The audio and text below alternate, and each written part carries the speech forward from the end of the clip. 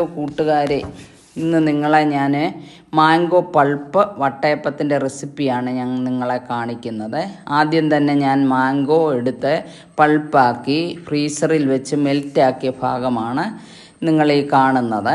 ഇത് ഞാൻ അരിപ്പൊടിയിലാണ് ചെയ്തത്. നന്നായിട്ട് വറുത്ത് പൊടിച്ച അരിപ്പൊടിയിലാണ് ഇത് ചെയ്തത്. അരിപ്പൊടിയിൽ ചെയ്യുന്നതിൻ്റെ കാരണം നമ്മൾ മാംഗോയുടെ പൾപ്പും കൂടെ ചേർക്കുമ്പോൾ അരി അരച്ചാൽ വെള്ളം കൂടിപ്പോകും. ഒരു കാരണവശാലും അരച്ചതിൽ ചെയ്യാൻ ആരും ഒരുങ്ങരുത്. അരിപ്പൊടിയിലാകുമ്പോൾ നമുക്ക് ആവശ്യത്തിനുള്ള വെള്ളം ചേർക്കാൻ അതിൽ സാധിക്കും.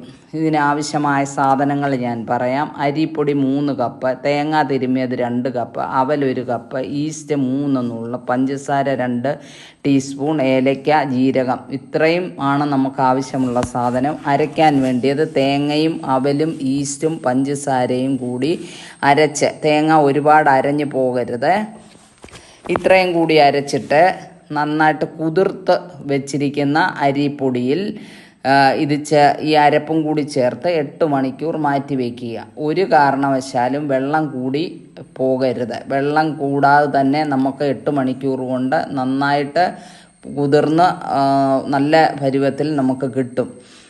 ചുടാൻ സമയമാകുമ്പോൾ നമ്മൾ 1 ടീസ്പൂൺ നെയ്യ് ചേർത്ത് ജീരകവും ഏലക്കായും പൊടിച്ചതും ആവശ്യത്തിന് മധുരവും 2 കപ്പ് മാംഗോ പൾപ്പും കൂടി ചേർത്ത്, ചുടാൻ സമയമാകുമ്പോൾ മാത്രമേ മാംഗോ പൾപ്പ് ചേർക്കാവൂ. എന്നിട്ട് നെയ്യ് തടവിയ ഒരു പാത്രത്തിൽ ആവിയിൽ വെച്ച് വേവിക്കുക.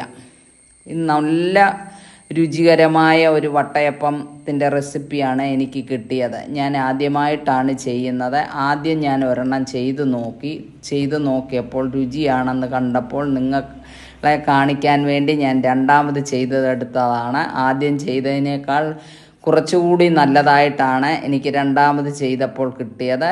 നിങ്ങളും ഇതൊന്ന് പരീക്ഷിച്ച് നോക്കൂ. ഇപ്പോൾ മാംഗോ പൾപ്പൊക്കെ നമുക്ക് ആവശ്യത്തിന് കിട്ടും. ആ ഒരു സീസണാണ്. അപ്പോൾ നമുക്ക് ഇങ്ങനെയുള്ള എൻ്റെ ഒരു പരീക്ഷണം കൂടിയായിരുന്നു. ചെയ്തെടുത്തപ്പോൾ നല്ല രുചികരമായ ഒരു റെസിപ്പി.